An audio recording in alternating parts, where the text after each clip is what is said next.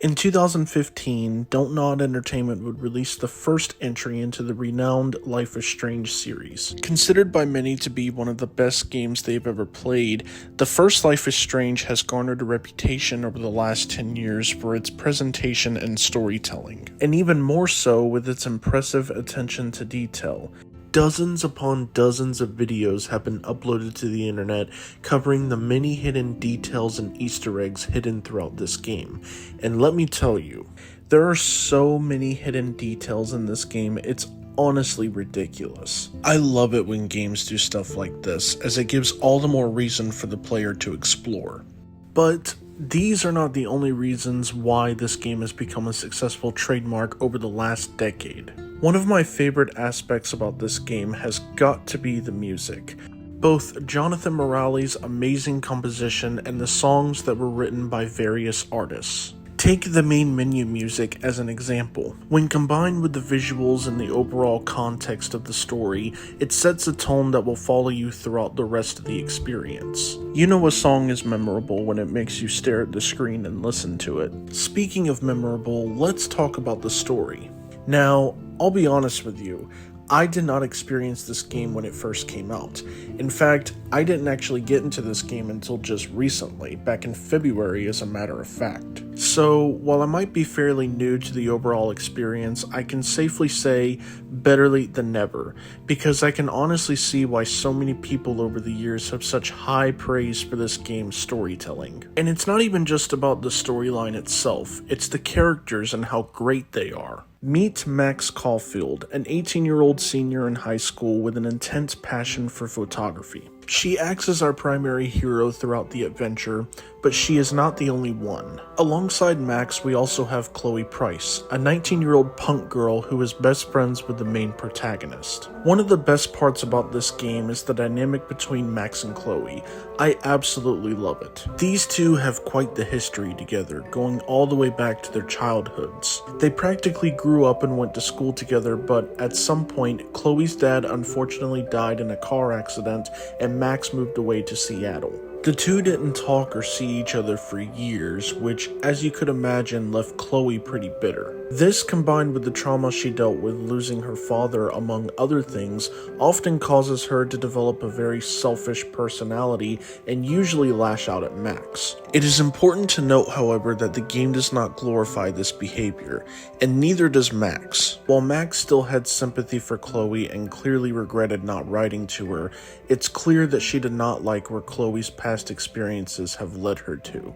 But for me, it's those moments where these two aren't participating in a pissing match that really make this game. I personally found myself really enjoying the dialogue as well. Some of Chloe's lines are just utterly ridiculous and had me bursting out laughing at times. But at the same time, I think it's one of the reasons why Chloe is my favorite character in this game. But the biggest reason being just how relatable of a character she is. Both her and Max's character arcs are legendary. One of my favorite scenes in the game is during episode 4. Max tries to go back in time in order to save Chloe's dad from being killed, but it makes everything worse. Instead, Chloe winds up in an automobile accident and she ends up being a complete vegetable. You see the sad state of Chloe's helplessness and the literal hell that her parents are going through in order to take care of her. Eventually, though, Max is able to break free from this nightmare and she makes her much-needed reunion with the Chloe that we all know and love. Seeing Max give Chloe a hug while hearing the Amanda Palmer music in the background make this a very heartwarming moment. It also showed just how powerful the bond was between Max and Chloe at this point. Despite how tired she was of Chloe's attitude, she still put down everything to make sure that in the end, Chloe didn't suffer. It was a great character moment for Max, and it made the bond between these two all the more relatable. But yeah, like I said before, the characters themselves are great.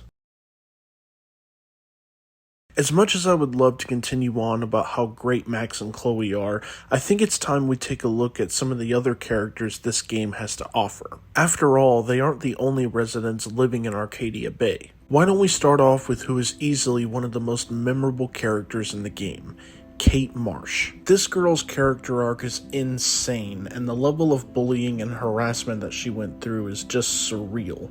As you interact with various objects throughout Blackwell Academy, you'll find that some students left hate messages meant to tease Kate Marsh. They even go as far as to write on her own slate, for Christ's sake. It also doesn't help that the school's head of security, David Madsen, feels the need to yell at her for whatever reason. On top of this, she winds up getting concerning letters from her family members regarding this crazy video of her that went viral on the internet. This is yet another great character moment for Max, as she is often the only character in the game to show any signs of sympathy for Kate Marsh. This also allows her to learn some vital information regarding the video mentioned earlier. Basically, while the exact source of the video remains unknown, we do know that it was filmed at a Vortex Club party. The Vortex Club being an influential social group for Blackwell Academy. Kate goes on to explain that the reason why this all happened to begin with is because she decided to go to a Vortex Club party to try to fit in and hopefully meet some new people.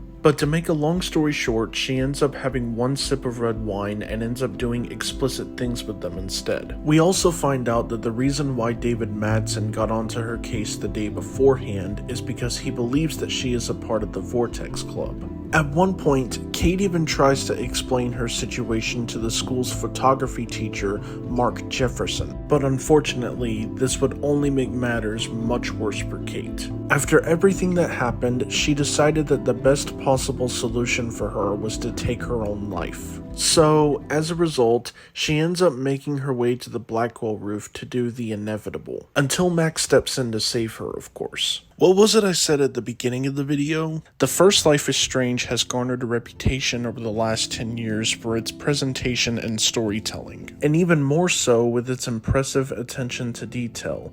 Well, regarding what I had said about the detail, no other moment in the game better describes this than this one right here. Throughout the game, you will often be faced with a list of dialogue choices. This is typical in most adventure games like this, where you typically have to pick which choice you feel is right. However, what's unique about this game is the fact that you can actually review almost all of the choices you have at hand. You can do this at every moment in the game except for this one, being the only outlier. Now, you might be asking, what does this have to do with detail?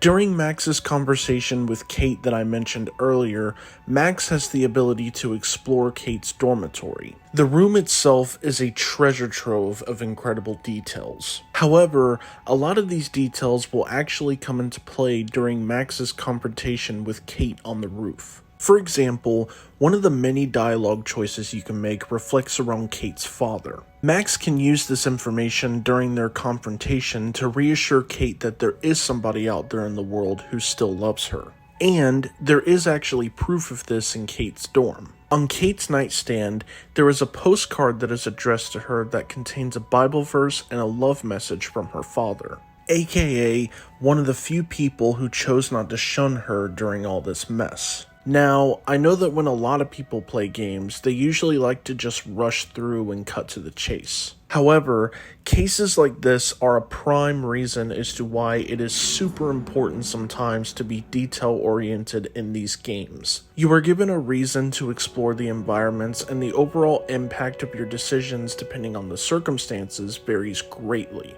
While the events that play out in the game admittedly don't change much regardless of the circumstances, if Kate does end up living, you can visit her in the hospital during episode 4. Here, Kate appears to be doing much better, and similar to when Max hugged Chloe earlier in the game, this combined with the music and once again the amazing detail that this game is known for, makes this yet another heartwarming moment. If you ask me, I really don't think Kate deserved any of the nonsense that she went through before. Yes, she might have had ill judgment on her part, but when comparing her to some of the other characters in this game, it's safe to say that she was pretty innocent in comparison.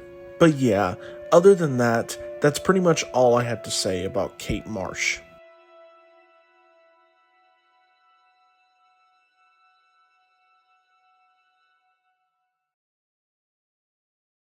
The following characters that I will be discussing next, I really don't have much to say about them, so I'm going to try to make their discussions as short as possible. One of the first characters that we're introduced to in this game, and arguably one of the most notable, is none other than Victoria Chase. To briefly summarize, Victoria Chase is one of the most notorious students at Blackwell Academy. If you were to look up the definition of the word drama, you would find Victoria Chase plastered all over it. She constantly bullies and manipulates other students, and even worse, she was also responsible for a lot of the harassment that Kate Marsh endured. I did, however, find the dynamic between her and Max to be quite interesting. It kind of goes back to what I was saying earlier about the circumstances weighing heavy depending on the choices you make. I like how you can basically choose the outcome of their relationship, since not everyone who plays this game will think or feel the same way about Victoria Chase. One final note is that, despite some of the heinous things that this girl did, I definitely don't think Victoria Chase is the worst character in this game.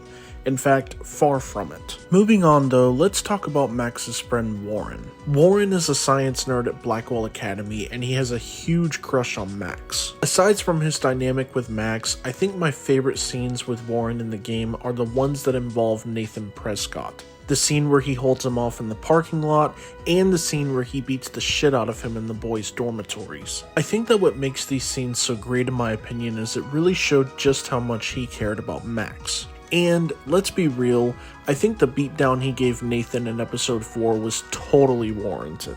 But yeah, Warren's a great character. I really don't have much else to say other than that. On to our next characters, Chloe's parents, aka Joyce and William Price. I briefly mentioned William when I was talking about Max and Chloe earlier, and yeah, it's actually kind of shocking just how little he is seen in this game. To be fair though, I do think that the flashback scene in the kitchen does a good enough job at showing us why his death had such a big impact on Chloe. William was a genuinely good father, and he further proved that in the alternate timeline. He supported her through thick and thin and did his very best to keep her alive. He also grew to be quite fond of her friend Max, as he treated her almost as if she was his second daughter. Now, William does play a bigger role in the story of the prequel game Before the Storm. So, if you would like to hear more in regards to how I feel about William's character, then I'd be more than happy to do a video on that game. But yeah, aside from a few scenes and being mentioned a few times by Chloe and the other characters, William doesn't really have that much of a role in this game, so I'm just gonna leave it at that for now. Chloe's mom, on the other hand, is a bit more interesting. Remember David Madsen, that security guard that I mentioned earlier when I was talking about Kate Marsh? Well, it turns out these two actually got married after the death of William, something that Chloe was not fond of whatsoever. And yeah, Chloe and her mom end up having a lot of beef with each other throughout this game. Part of it having to do with her marrying David Madsen, but a huge part of it having to do with how Chloe handled the passing of her father. Chloe just couldn't let that go, which is totally understandable, but Joyce saw just how much it was hurting her. She even admits later on to Max that she misses the days where her daughter wasn't so full of negative energy. In the end though, it's clear that her intentions were the same as William's, and that she loved Chloe to death and only wanted the best for her. It's just a shame that it had to come under these horrible circumstances. But yeah, overall, I feel as though Joyce and William served a great purpose in this game. As for a lot of the other characters in this game, there really isn't much that I have to say. And that's not necessarily a bad thing, it's just that their roles simply weren't big enough for me to feel as though I should mention them. At the very least though, I can say that they are utilized well and they do serve a great purpose in the story, and that's all I really ask for. However, if there is one negative I can point out here, it's the gameplay. Don't get me wrong, I think the rewind feature is amazing, and I can appreciate the amazing details that the developers stacked into these environments. But my issue doesn't really pertain to that, no. It more so has to do with the walking around back and forth. It's the same thing from start to finish, and it never changes. There's no variety, which makes it pretty boring at times. I understand that this is mostly a story-driven game, and that's totally fine, but I can see this in particular being a big drawback for a lot of people. Thankfully, however, the story itself does make up for it, and I hope I've been able to convince you of that so far. Speaking of which, we aren't quite finished yet. We still have a few things left to discuss, so without further ado, let's waste no more time and wrap this up.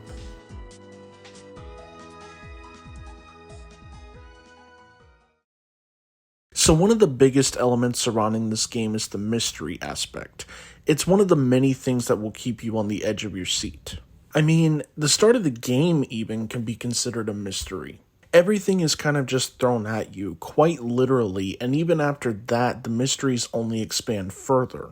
One of the first things that you'll see after you leave Mr. Jefferson's classroom is a missing persons poster for a girl named Rachel Amber. This poster alone raises so many questions. Firstly, who is this Rachel Amber? Why did she go missing, and is she still alive? Why does she seem to be so popular among the other Blackwell students, and why are so many of her posters hung throughout the school?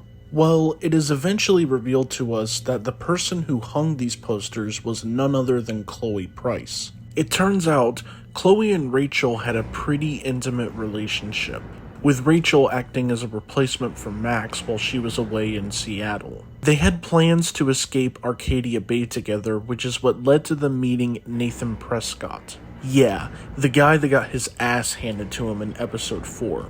And let me tell you, this kid is a literal psychopath. I mean, his first scene alone is him literally waving a gun around in the girl's bathroom. On top of that, he tries to kill Chloe, which is even more of a reason to hate him. It's also important to note that this kid played a vital role in the kidnapping and drugging of Kate Marsh. Hopefully by now you can see why I loved watching him get beat up. But Nathan was not the only psycho that Rachel got involved with. In episode 2, during the junkyard scene, Max and Chloe come across Frank Bowers. During their confrontation, Chloe notices that Frank is wearing Rachel's bracelet. He claims that he got it from a friend, but we eventually find out in the next episode that him and Rachel were more than friends. Another great scene is when you encounter him on the beach during episode 4. The goal here is to basically get on Frank's good side so he can give you his client list so you can find out more information about the people he was dealing with. It is in this scene that we find out just how much Frank really cared about Rachel.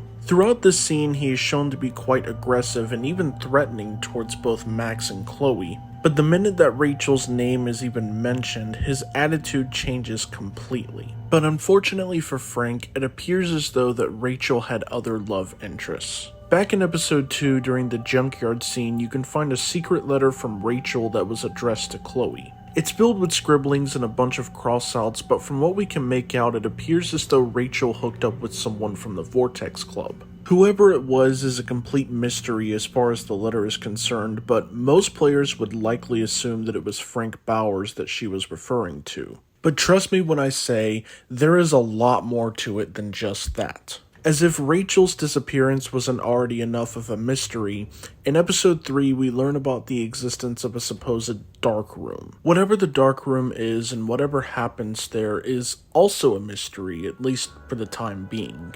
But leading up to the events of episode 5, we are taught to believe that Nathan Prescott is the one behind all of this. And to be fair, that idea in of itself isn't exactly far-fetched. We've already concluded that he's a psychopath, and he did play a part in kidnapping and drugging Kate, as I mentioned earlier. So him being involved with something like the dark room is actually pretty fitting when you think about it. However, the underlying truth is, Nathan was not the only one involved. In fact, it actually gets even deeper than that. As it turns out, Nathan was merely a puppet of the entire scheme to begin with. So whoever else was involved must have held a lot of power considering Nathan's rich history. And in order to find out the identity of this person, we need to go back, all the way to the start of episode 1. Back in Mr. Jefferson's classroom, he gives a lecture about the first self-portraits in human history. Once it's all said and finished, you have the opportunity to explore his classroom a bit. During exploration, you can find many things, such as a class photo and even Mr. Jefferson's camera. However, what's even more interesting are these magazine covers featuring official photos from Mark Jefferson. Also, really quickly, I just wanted to point out that during his lecture, he says the following. Seriously though, I could frame any one of you in a dark corner and capture you in a moment of desperation. And any one of you could do that to me. Isn't that too easy? Too obvious? Keep all of this in mind as we move forward because it does become extremely important. Anyways, moving on, there's a couple other weird things about this guy. His weird choice of dialogue and just what the hell was that phone call in episode 2 all about. But none of these things are absolutely crazy, so you can imagine how I felt when he was revealed to be the main antagonist all along. I probably should have seen it coming, but at the end of the day, I think the writers did a really good job here. Unfortunately, however, it looks like the Dark Room is much worse than we initially thought. This is where we are sent after Jefferson kidnaps us, but it's not the first time that we actually get to explore this room. During Max and Chloe's investigation in episode 4, they come across a barn that is seemingly located in the middle of nowhere. At first, the barn doesn't appear to have anything of major significance, but we eventually find out that the barn is actually property of the Prescott family. It's also at this point in the game where the mystery of the Dark Room finally unveils itself. Underneath the barn lies a secret bunker that requires a code to get in. Once you crack the code, which is actually not very easy to do,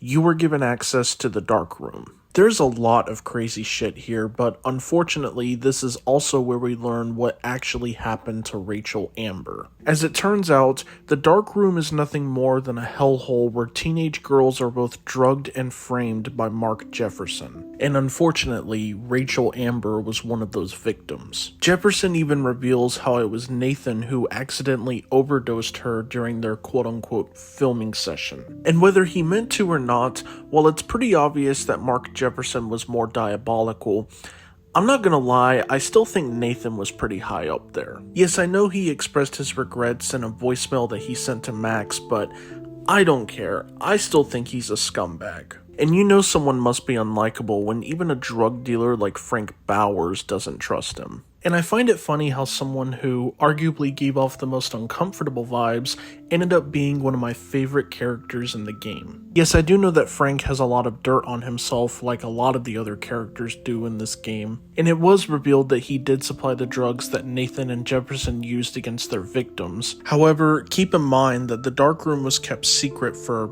obvious reasons. So while yes, it's true that Frank did supply the drugs, it's clear that he didn't know what they were actually being used for. For all he knew, their only purpose was to get Nathan more high. But yeah, Frank is easily up there with both Max and Chloe as one of my favorite characters in the game. He's funny, memorable, and overall serves a great purpose in the story. As for Jefferson, well, he's a monster. What more do I need to say, really? He's a savage who got exactly what he deserved and then some.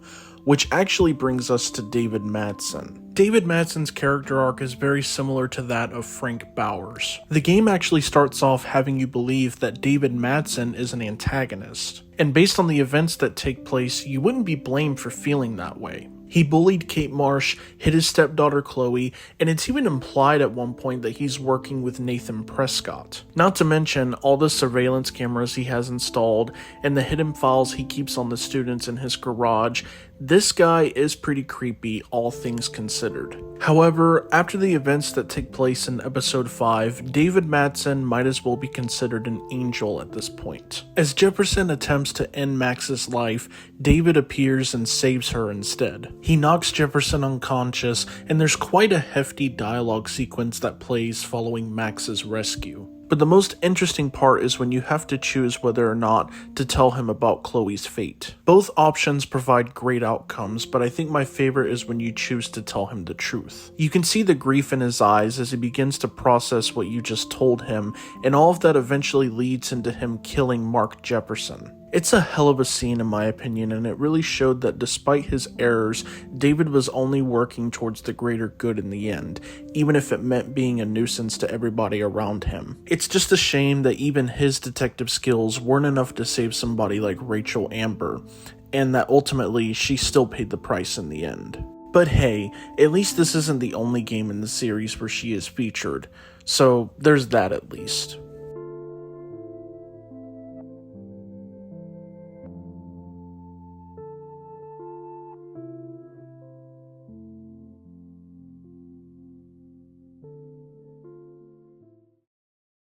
As far as the game's ending goes, I think it's absolutely beautiful. Max's tornado visions have been fully realized, the whole town of Arcadia Bay is in danger, and now it's up to us to make one final decision. Sacrifice Chloe in order to protect Arcadia Bay, or vice versa. Personally, as much as I love Chloe, I went with the decision to sacrifice her. It was a hard decision to make for sure, but it made the most sense, so I felt it was the best one to choose. I also wanted to point out just how great Chloe's dialogue is here. No longer is she putting on her typical woe is me personality. She understands how selfish she was being, and she even admits that she could never be as selfless as her mom. Most notably, she refers to David as her stepfather for pretty much the first time ever. As sad as it was to see her go, I feel as though that it was ultimately the right decision. And ultimately, a great conclusion to my favorite character in the game. And yeah, honestly, there really isn't much left that I have to say. The story alone is great, and the cast of characters really do it justice. I genuinely can't believe that I waited so long to finally play this. And if you were in the same boat as I once was,